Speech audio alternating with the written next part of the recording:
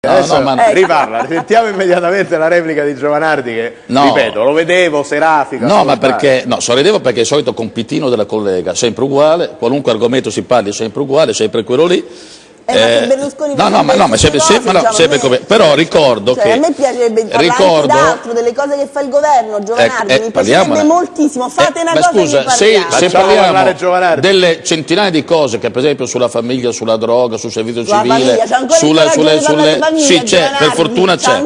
Se vogliamo parlare dell'accordo se vogliamo parlare sull'accordo che ieri abbiamo fatto con le parti sociali sulla conciliazione, con tutte le parti sociali, meno che la CGIL, sui congedi parentali, sulla flessibilità del lavoro nelle aziende, è stato stipulato ieri questo accordo, ma a loro non interessa, devo parlare di Berlusconi. Io allora, posso venire all'argomento io? Veniamo all'argomento. Posso venire all'argomento? Che mi dicono, però aspetti che io lo so che è un scherzo vale, mi proponete un argomento. Oggi è martedì, grazie. Domani però si conteggia, io mi rivolgo al conduttore. Picerno però ha parlato senza che Giovanardi la interrompa. Di cosa dobbiamo parlare? Io voglio sentire la sua opinione rispetto a queste piazze. La mia opinione è quella di un democristiano da sempre, che si è sempre detto: loro riempiono le piazze e noi riempiamo le urne. Il famoso piazze piene, urne vuote. Piazze piene, urne vuote, perché in questo paese che riempie le piazze storicamente ha sempre perso le elezioni. È sempre stato così. Vedo anche Boni ridere. Perché c'è un paese reale che non è quello della piazza, e c'è un paese reale che riflette, perché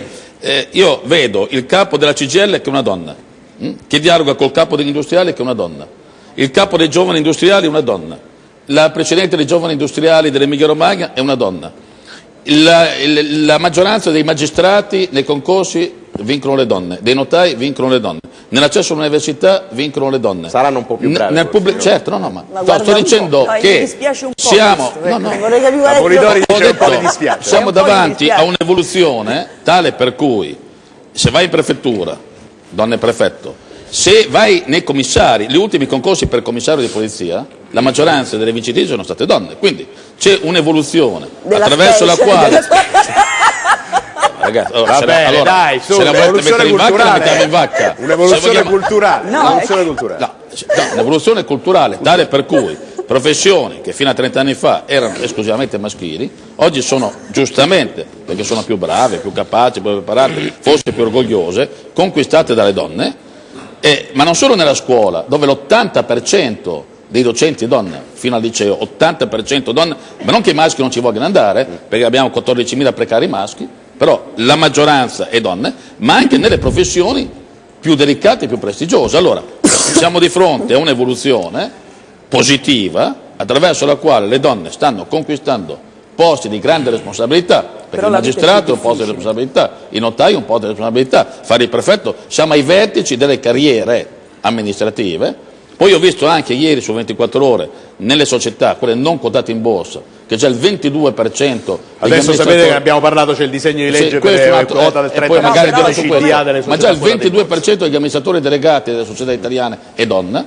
quindi il 22%.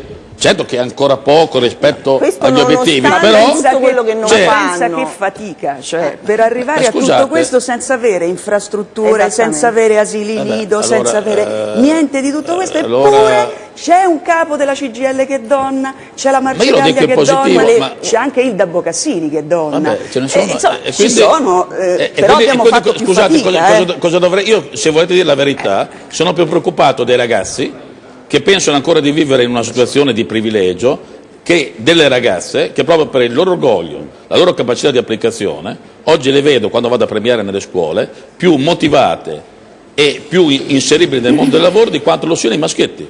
Oggi li vedo dentro un mondo in cui pensano ancora di avere dei privilegi che giustamente non hanno più. Allora, voglio sentire Mussi, però prima vado da Boni.